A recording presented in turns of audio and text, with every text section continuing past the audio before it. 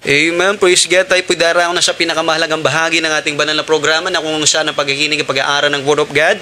Ibinigay ko ng buong pagkakataon sa ating beloved ordained preacher, beloved brother Boy Caluyan. Amen. Purihin po ang ating pinakamamahal na Panginoon. God bless you sa ating beloved MC, beloved Brother Paulo. At ang pinakamataas na pagsamba, pinakamataas na pagpupuri, pagluwalhati, pagdakila ay para sa ating dakilang Diyos natin pinaglilingkuran, ang ating pinakamamahal na Panginoong Kristo.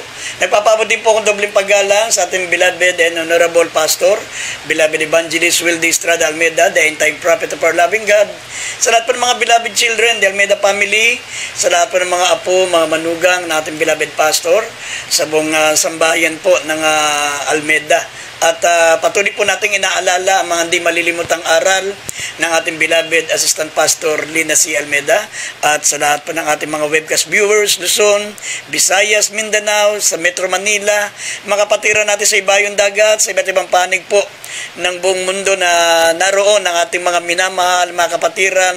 Kumusta po kayo? Mag-ingat po kayo dyan at minsan pa mga minamahal, tayo po sama-samang manalangin upang tayo po ay bigyan ng kaalaman, karunungan, pananampalataya habang nakikinig po tayo ng banal na salita ng Diyos. Niling ko pong manalangin po tayo mga minamahal. Opo, dakilat mapagpala po naming Ama, Diyos na makapangyarihan sa lahat. Minsan pa malapang nung kami po'y lumalapit, dumudulog sa turon ng biyaya sa kalangitan.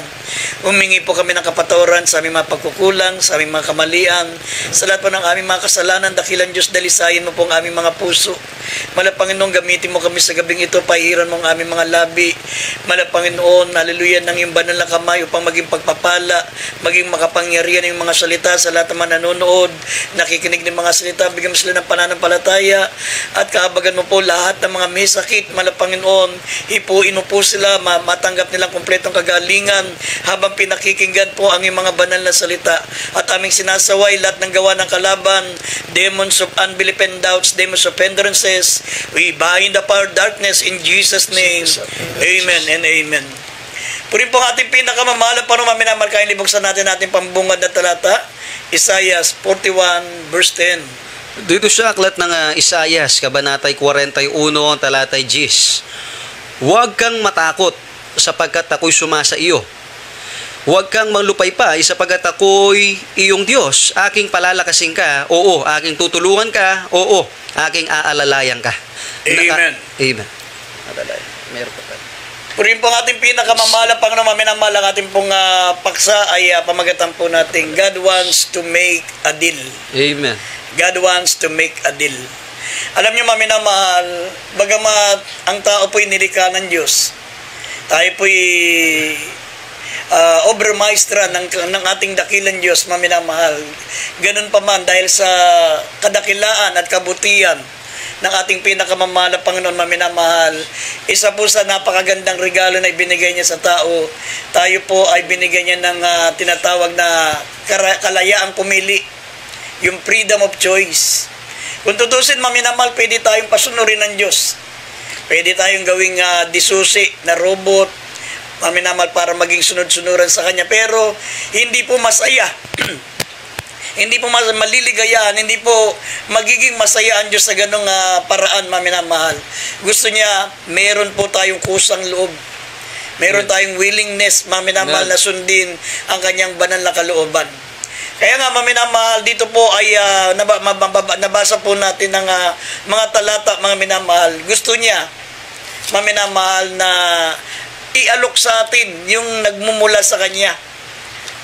God wants to make a deal. Gusto niya, maminamahal, na makipag-deal sa tao. Gusto niya, maminamahal, na ialok ang mga bagay na nakabubuti sa atin para sa ating kaligtasan. Una-una, maminamahal, sabi ng banal na kasulatan, God wants to trade His present for your fear. Gusto ng mahal na Panginoon, maminamahal, na palitan niya yung takot natin ng Kanyang presensya. Pero gusto niya, maminamahal, na yung willing ka. Amen. Yung naayon sa iyong banal na kalooban. Gusto niyang pumasok sa atin ang ating mahal na Panginoon. Gusto niyang ang Kanyang banal na Espiritu ay manahan sa puso natin. Pero, mga minamahal, hindi niya gagawin yun kapag hindi mo gusto. Kung hindi ka sang-ayon. Gusto niya, maminamahal, kusang loob mo na tatanggapin siya, papasukin mo siya sa iyong puso.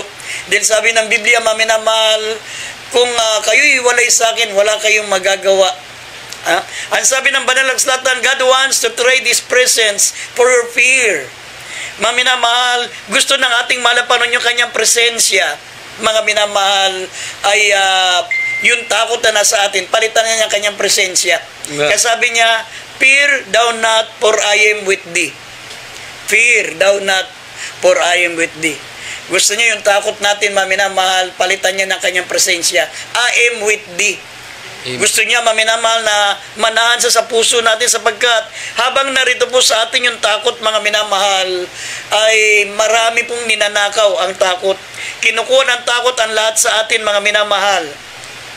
Lahat ng napakamabuting bagay na dapat magagawa natin, kinukuha ito ng takot. Amen. Katulad po, maminamahal, ano po yung mga kinakatakutan natin? Una-una yung fear of death. Takot tayong mamatay. Kaya nga may mga ospital tayo, meron tayong mga dalubasan doktor, takot tayong mamatay.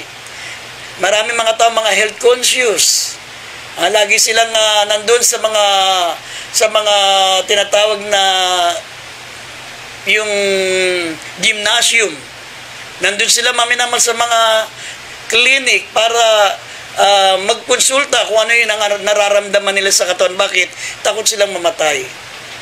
Pero maminamal, tandaan po natin, sabi ng banal na kasulatan, ang tanging makapag-aalis ng ating takot ay ang presensya ng ating pinakamamahal na Panginoon. Amen. Fear thou not, for I am with thee.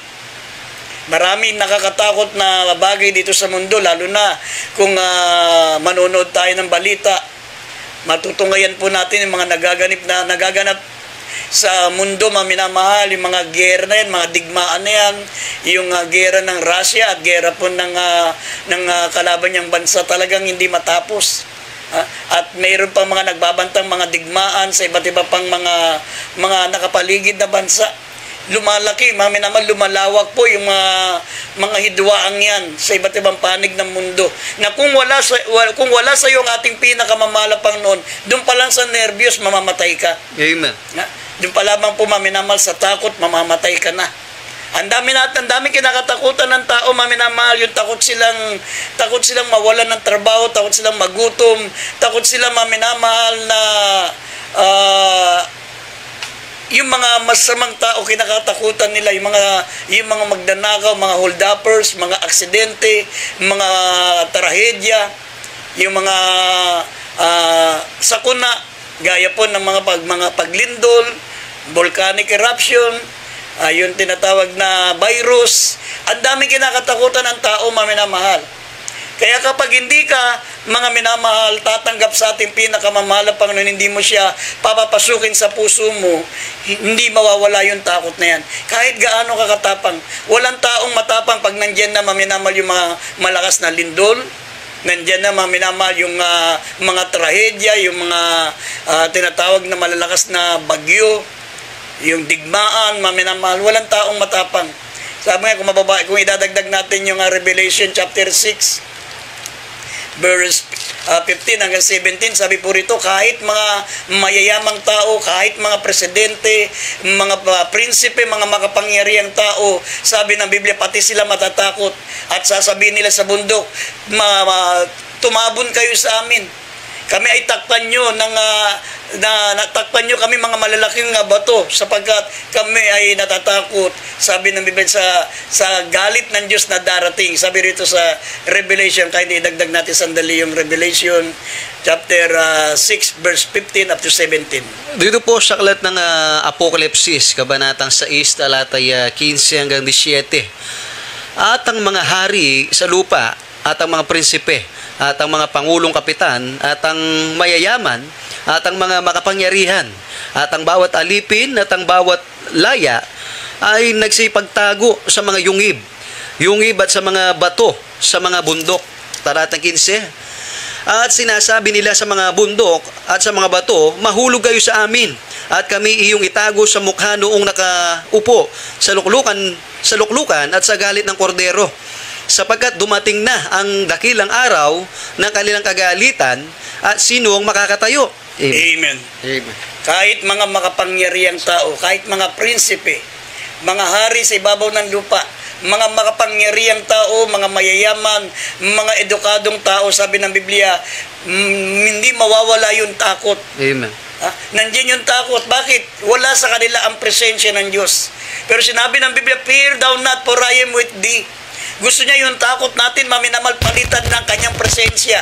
Pag nasa iyo ang presensya ng Diyos, sabi ng Biblia, maminamal, kung ang Diyos ay nasa atin, sino ang may laban sa atin?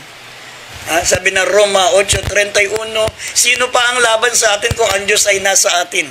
Kapag ang ating pinakamamalang Panginoon ay nasa atin, sabi ng Biblia, mga minamal, hindi tayo binigyan ng Diyos ng espiritu ng katakutan. Binigyan tayo ng espiritu, maminamal, ng pag-ibig. Ang espiritu ng Diyos ay nagbibigay ng pag-ibig, ng kahusayan, at mga minamal ng kapayapaan. Mawawala yung takot natin kapag nasa atin na ang presensya ng Diyos, sapagkat ang presensya ng Diyos ay nagbibigay ng katapangan, nagbibigay ng kapanatagan, nagbibigay po yan, maminamahal, ng sabi rito sa 2 Timothy, basahin natin, sabi rito, nagbibigay ito ng katiwasayan. Basahin natin. Dito sa aklat ng ikalawang Timoteo, kabanatay 1, talatang 7. Sabi dito, sapagkat hindi tayo binigyan ng Diyos ng espiritu ng katakutan, kundi ng kapangyarihan at ng pag-ibig at ng kahusayan. Amen. Yan ang dahilan, maminamal, kung bakit nais ng ating pinakamamahal na Panginoon na yung takot natin ay palitan ng kanyang presensya. Sapagkat ang presensya ng Diyos hindi nagbibigay ng espiritu ng katakutan. Sabi ng Biblia, kundi ng kapangyarihan, ng pag-ibig at kahusayan. Sabi ng Psalms 112 verse 7, hindi siya matatakot sa mga masasamang balita.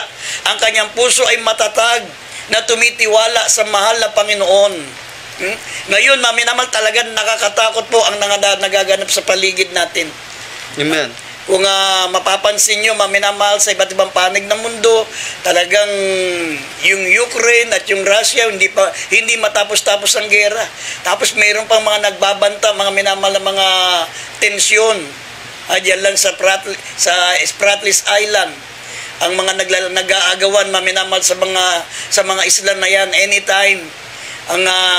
Ang China, maminamahal, laban sa Amerika. Ang Taiwan laban sa China, yung North Korea laban sa South Korea. Ang dami mga nagbabanta, maminamal, sabi mga alingaw-ngaw ng digmaan. Amen. Pero tandaan po natin, mga minamal, sa mga mananampalataya, hindi ka dapat matakot. Sabi, siya hindi matatakot sa mga masasamang balita. Ang kanyang puso'y matatatag na tumitiwala sa ating pinakamamahal na Panginoon. Amen. Hindi mawawala yung takot na yan, maminamal, hanggat hindi pinapalitan ng Diyos ng presensya niya. Hanggat wala sa atin ang presensya ng mahal na Panginoon, hindi mawawala ang takot na yan, yung pangamba na yan, sapagkat ang Espiritu ng Diyos, ito po ang nagbibigay ng katapangan. Bakit, mga minamahal? Amen. Sapagkat sabi ng Biblia, ang Espiritu ng Diyos, hindi yan nagbibigay, mga minamahal, ng takot, kundi ng pag-ibig. Sabi dito sa 1 John chapter 4 verse 18, kapag ikaw ay natuto ng umibig sa Diyos, nasa iyo na ang presensya ng mahal na Panginoon, sabi, walang takot sa taong may pag-ibig. Amen. Walang takot sa pag-ibig. Pag iniibig mo na ang mahal na Panginoon, nagdilingkod ka na sa Diyos, wala kang katakutan, maminamahal. Sabi nga natin, beloved pastor, pati si Satanas, hindi mo katatakutan. Kung si Satanas hindi mo katatakutan, paano na po yung mga kampon lamang ni Satanas? Sabi ng Biblia, si Satanas ay dudurugin ng Diyos sa ilalim ng ating mga paa. Kapag nasa atin ang ating pinakamamahal na Panginoon, wala kang katatakutan. Gaya ng sinabi rito, maminamal, basahin po natin ng Psalms. Dito po, basahin natin yung binanggit ko natin. dito po sa Psalms 112 verse 7, sabi dito, siya ay hindi matatakot sa mga masamang balita. Ang kanyang puso ay matatag na tumitiwala sa Panginoon.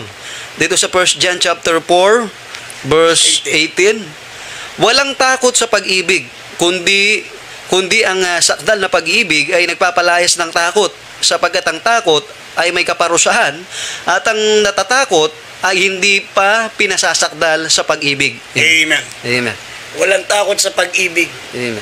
Maminamal, pag pumasok sa atin ang Espiritu ng Diyos, magkakaroon tayo ng pag-ibig, Spirit of love, Amen. sound mind, kahusayan, ng katiwasayan, ng pagtitiwala sa ating pinakamamahal na Panginoon. Hindi tayo matatakot sa anumang mga masamang balita. Yes. Pero tandaan po natin, hanggat wala sa atin ang Espiritu ng Diyos, mga minamahal, sabi nga ng banal na kasulatan dito sa Deuteronomy chapter 28, kung bababasa po natin dito, mga minamahal, sabi, napakarami po tayong katatakutan. Sabi ng Deuteronomy chapter 28 verse 58 up to 62, napakarami pong katatakutan ang tao hanggat wala sa kanya ang salita ng Diyos. Wala sa kanya, mga minamahal, ang utos ng Diyos, ang salita ng Diyos, ang Espiritu ng Diyos. Ang sabi rito, matatakot ka, mga minamahal. Sabi, kikilabutan ka sa mga nangyayari sa paligid mo sapagkat hindi mo sinunod ang mga kautusan ito, ang mga salitang ito ng ating mahal na Panginoon. Basahin natin ng Deuteronomy 28:58 hanggang 62. Dito sa aklat ng Deuteronomio kabanatay 28, talatay 58 hanggang 52. Kung hindi mo isasagawa ang lahat ng mga salita ng kautusang ito na nasusulat sa aklat na ito upang ikaw ay matakot dito sa maluwalhati at kakilakilabot na panggalang, ang Panginoon mong Diyos, kung magagayoy gagawin ng Panginoon na kamangha-mangha ang salot sa iyo at ang salot sa iyong binhi, malaking salot at totoong malaon at kakilakilabot na sakit at totoong malaon. At kanyang pararatingin uli sa iyo ang lahat ng mga sakit sa Ehipto at iyong kinatatakutan ay kakapit sa iyo. Bawat sakit din naman at bawat salot na hindi nasusulat sa aklat ng kautosang ito ay pararatingin nga sa iyo ng Panginoon hanggang sa ikaw ay maibuwal. 62. At kayo'y malalabing kaunti sa bilang pagkatapos na kayo'y naging gaya ng mga bituin sa langit sa karamihan, sapagkat hindi ninyo dininig ang tinig ng Panginoon mong Diyos. Amen. Amen. Pag tinanggihan mo pala, maminamahal, ang alok ng ating pinakamamahal na Panginoon. Amen. Ang sabi, God wants to make a deal. Gusto niya, maminamahal, na yung kanyang presensya, mga minamahal, ay alisin yung takot sa atin. Palitan yung takot natin ng kanyang banal na presensya. Ngunit kapag hindi ka, sabi, hindi mo dininig ang tinig ng mahal na Panginoon, mga minamahal, sabi, matakot ka na. Amen. Sapagkat pararatingin sa iyo ng mahal na Panginoon lahat ng mga iba't ibang uri ng sakit. Pati yung mga sakit na wala dito sa banal na kasulatan. At sabi sa 62, at kayo'y malalabing kaunti sa bilang. Pagkatapos na kayo naging gaya ng bituin sa langit sa karamihan, sapagkat hindi nyo dininig ang tinig ng Panginoon Diyos. Yes. Pag tinanggihan mo yung alok niya, maminamahal, na palitan niya yung takot mo ng kanyang banal na presensya, mga minamahal, sabi ng Biblia, hindi mo dininig ang tinig ng Panginoon Diyos. Nagmalaki ka. Yeah. Kaya sabi ng Biblia, mga minamahal, God wants to trade His presence for your fear. Pag tinanggap mo ang ating mahal na Panginoon bilang sariling tagapagligtas, papasok sa puso mo ang Espiritu ng Diyos. At kapag nasa iyo ang Espiritu ng Diyos, sabi ng Biblia, kung ang Diyos ay nasa atin, sino ang laban sa atin? Yes. Ang sabi ng Biblia, kapag nasa iyo ang Espiritu ng Diyos, wala ka ng katatakutan, gaya na sinabi ng Josue 1, talatang 9, basahin po natin. Dito po sa aklat ng Josue, kabanatay 1, talata po 9. Sabi dito, hindi ba kita inutusan, ikaw ay magpakalakas at magpakatapang na mabuti? Huwag kang matakot ni Mang Lupaypay, sapagkat ang Panginoon mong Diyos ay sumasa iyo saan ka man pumaroon. Amen. Amen. Ang Panginoon ay isa sa iyo kahit saan ka man pumaroon. Kaya nga, pag tinanggap mo ang presensya ng ating pinakamamahal na Panginoon, hanggang ikaw, maminamahal, ay sumusunod sa kanyang banal na kalooban. Sabi ng Biblia, siya ay sumasayo saan ka man pumaroon. Kaya nga, fear thou not, for I am with thee. Yes. Hindi mo katatakutan yan, sapagkat tayo mga banal na anak ng Diyos, sabi ng Biblia, kahit tayo lumakad sa libis ng anino ng kamatayan, hindi tayo matatakot sapagkat ang Panginoon ay sumasa atin. Amen. Gagabayan at iingatan tayo ng ating mahal na Panginoon. Sabi rito, siya ay sumasayo saan ka man pumaroon. Iingatan tayo ng mahal na Panginoon. At pangalawang gusto niya ipagpalit, sabi rito, maminamal, be not dismayed, for I am thy God. God wants to trade discomfort for your confusion.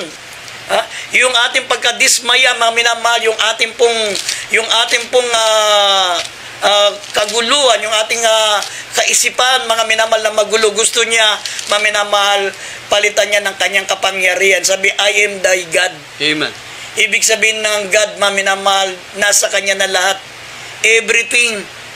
Pag binanggit, mga minamahal, yung katagang, for I am thy God, lahat, mga minamahal, ibinibigay na sa iyo. Yes. Sabi, be not dismay, for I am thy God, sapagat ang Diyos, mga minamahal ko, siya po ay everything.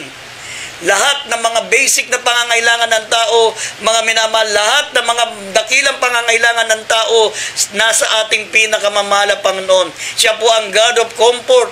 Siya po ay God of peace. Siya po ay God of power, salvation, victory, provider, healer. God of future. Siya rin po ang Diyos ng ating kinabukasan. Siya rin po ang Diyos, maminamal ng himala. Everything, lahat ng pangangailangan ng tao nasa Diyos. Amen.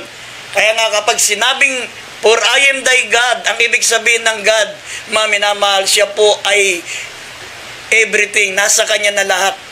Pag nasa iyo na ang ating pinakamamahal na Panginoon, sabi ng banal na kasulatan, hindi ka na mangangailangan. The Lord is my shepherd, I shall not want. Hindi ka na mangangailangan sapagat ang Diyos ay everything. Siya po ang pinagbubukalan ng lahat ng bagay, maminamahal. Siya ang kinatataguan ng karunungan at kaalaman at ng kayamanan sa sanlibutan, ang ating pinakamamahal na Panginoon Diyos. Kaya sabi rito, maminamahal, ang God, ang Diyos, sabi rito, God is God of comfort. God is powerful. God is love. God is creator, provider, savior. God is power. God is healer. Lahat nasa kanya na, maminamahal. Kaya nga sabi ng Biblia, be not dismay, for I am thy God. Huwag kang manghina, huwag kang manlulupaypay. Sabi rito, huwag kang madismaya. Sabi, huwag kang manghina sapagkat sabi, ako ang iyong Diyos. Yes, amen. Hindi lahat kasi ng tao, maminamal, anak ng Diyos. Hindi lahat. Kailangan magkaroon ka ng relasyon sa Kanya sa pamagitan ng pananampalataya sa Kanyang banal na salita. Tanggapin mo siya bilang sariling tagapagligtas. Isuko mo ang buhay mo sa Kanya. Ilaan mo ang buhay mo sa Kanya. Doon po magmamanifest ang Diyos sa iyo, maminamahal. Sabi niya, for I am thy God. Be not dismayed, for I am thy God. Hindi ka dapat manlata, hindi ka dapat madismaya, hindi ka dapat maguluhan ng isip. Pag nasa sayo ang Diyos, maminamahal, hindi ka magkakaroon ng tinatag na confusion, hindi ka madidepress. Amen. Hindi ka ma-stress sapagkat ang Diyos, maminamahal, ay God of comfort, God of joy, God of peace. Nasa Kanya lahat, maminamahal. Hindi ka na mangangailangan kapag ang ating mahal na Panginoon ay nasa iyo. Sapagkat ang Diyos, sabi ng banal na kasulatan, kung mababasa natin dito sa Psalms 46 verse 1 and verse 10, maminamahal, ang ating Diyos ang ating magiging katulong. Birito basahin natin sandali ang ay magiging saklolo sa panahon ng kabagabagan. Dito sa Psalms chapter 46 verse 1 and 10. Ang Diyos ay ating ampunan at kalakasan, handang saklolo sa kabagabagan. Talon ng Jis. Sabi dito, kayo ay magsitigil at kilalanin ninyo na ako ang Diyos, ako'y mabubunyi sa gitna ng mga bansa, ako'y mabubunyi sa lupa. Amen. Amen. Maminamahal, sa atin lamang ang ating pinakamamahal na Panginoon kung kikilalanin natin siya. Yes, amen. Ibig sabihin ng kikilalanin, yung malaman natin unang-una yung kanyang pangalan. Sapagat sabi ng awit, Psalms 9 verse 10, ang mga nakakaalam lamang ng kanyang pangalan ang makapaglalagat ng malaking tiwala sa kanya. Amen. And daming mga tao ngayon, maminamahal, naglilingkod sa Diyos, sumasamba sa Diyos, ibinigay ang buhay sa Diyos, yes. Pero hanggang ngayon hindi nila alam ang Diyos. Hindi nila alam kung sino ang Diyos. Hindi nila alam hindi nila alam ang pangalan ng Diyos.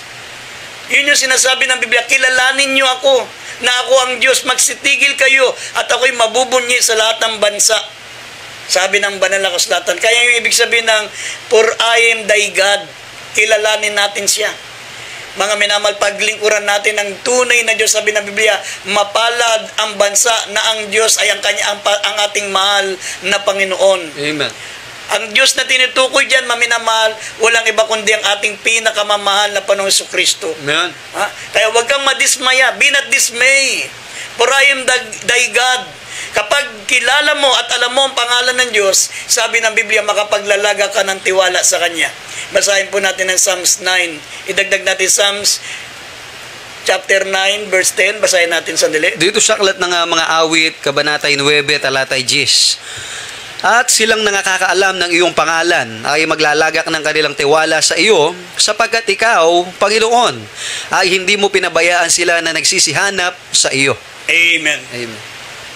Ang sino mang nakakakilala, nakakaalam ng pangalan ng Diyos, makapaglalagak ng tiwala sa Kanya. Amen. Kaya walang tiwala ang tao sa Diyos. Kaya maminamal, hindi nakapaglalagak ng malaking tiwala ang mga tao sa Diyos. Hanggang ngayon, hindi nila alam kung ano ang pangalan ng Diyos, sino ang Diyos. Kung sino yung mga popular at talagang majority sa bilang, maminamal, hindi alam ang Diyos. Ama lang sila ng Ama, hindi naman alam kung anong pangalan ng Ama. Alal lang sila ng Allah, pero hindi naman nila alam kung ano ang pangalan ng Allah. Ang ibig sabihin ng Allah, yan po, maminamahal, ay dakilang Diyos. Amen. Yun po ang ibig sabihin ng Allah, great God.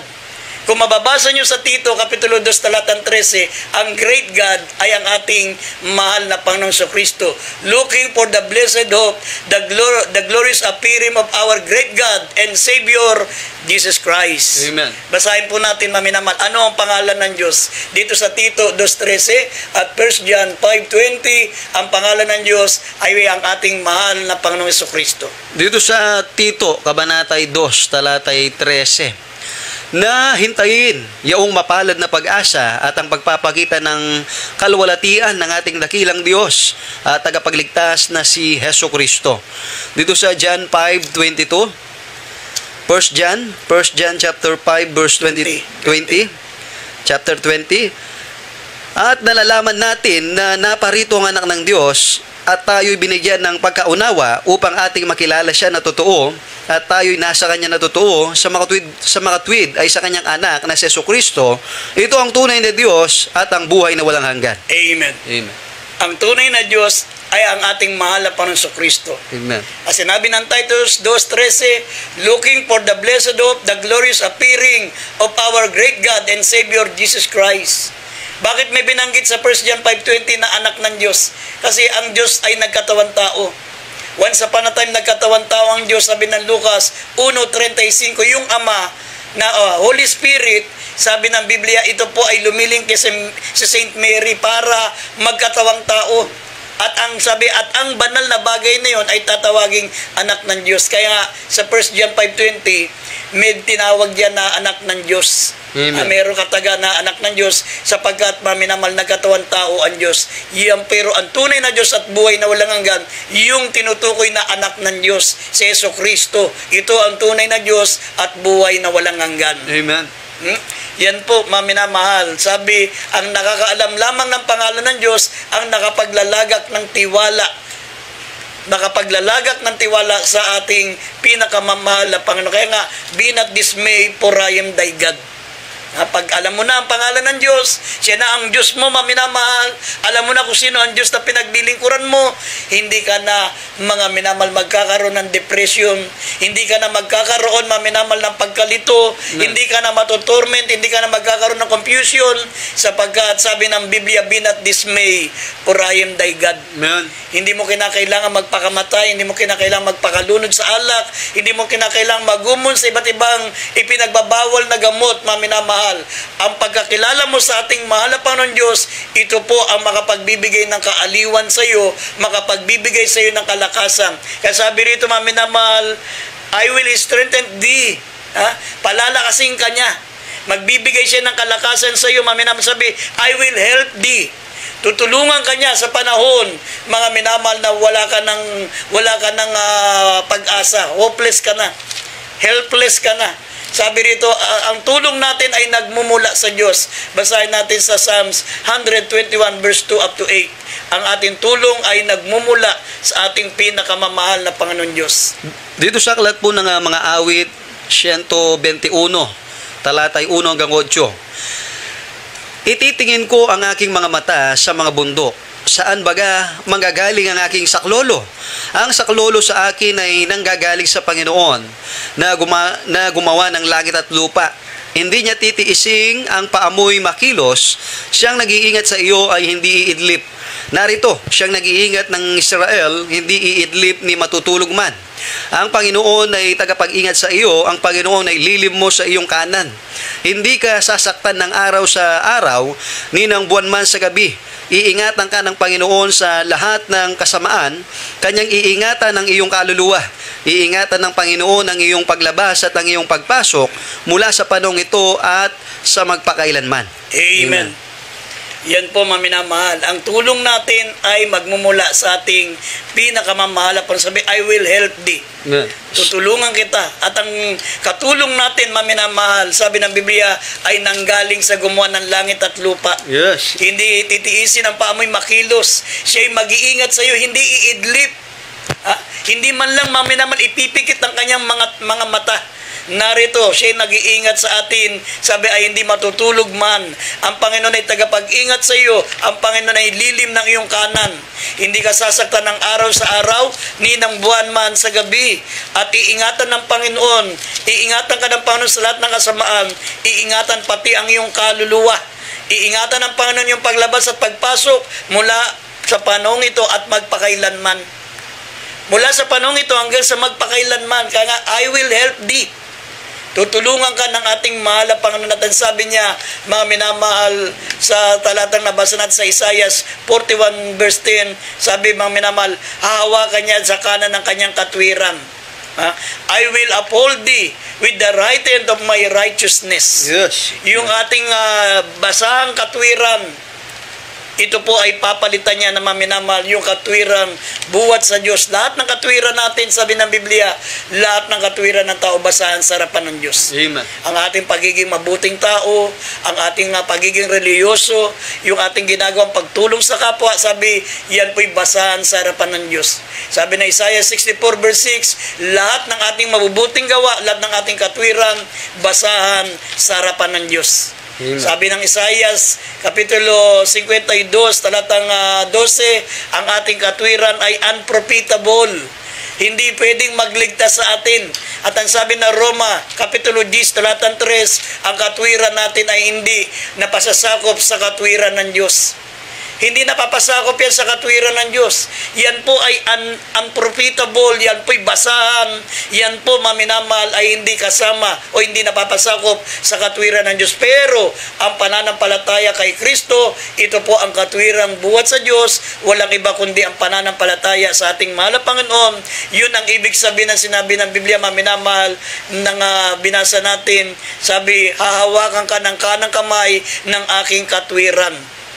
Sabi rito, I will uphold thee with the right hand of my righteousness.